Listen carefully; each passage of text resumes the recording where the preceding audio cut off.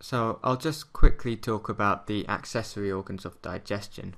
So we've got 3 accessory organs of digestion, excluding the salivary glands, which I talked about in the first part on the mouth and pharynx. So in this tutorial we're going to talk about the 3 accessory organs of digestion in the abdomen. So the 3 accessory organs we've got in the abdomen are the liver, the gallbladder and the pancreas. So the liver lies in the upper right quadrant, and you can see this organ here. It's this triangular shaped organ which sits underneath the diaphragm. So I've just added in the diaphragm here, and you can see it lies over the abdominal viscera. So the function of the liver is metabolic. So it receives nutrient-rich blood from the gut via a vein called the portal vein, the hepatic portal vein.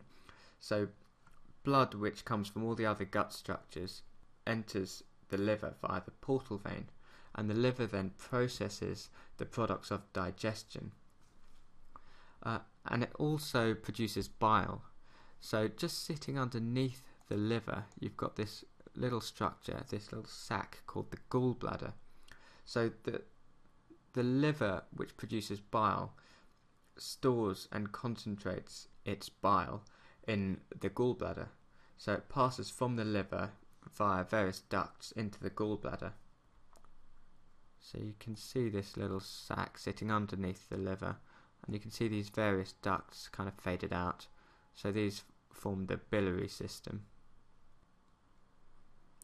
So when food enters into the stomach, a hormone is released which makes the gallbladder contract, and the gallbladder then releases bile.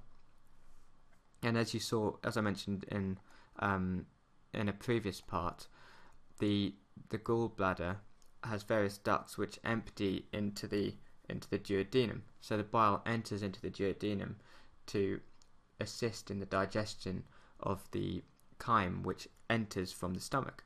So lying behind the stomach we've got the pancreas.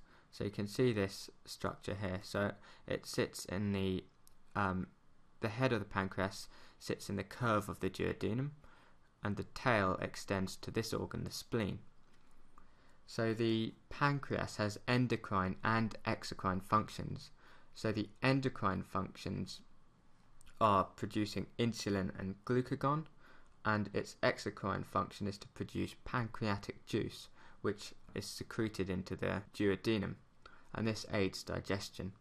So that's the end of my sort of introduction to the digestive system. So we've gone through the alimentary tract. So we've gone through the tube from mouth to anus, talking about the pharynx, the mouth, the pharynx, the esophagus, the stomach, the small intestine consisting of its 3 parts, the large intestine consisting of the various parts of the colon, the cecum, and then you've got the rectum and anal canal, finally ending in the anus. And then you've got these accessory organs which aid digestion. So you've got the liver, the gallbladder and the pancreas.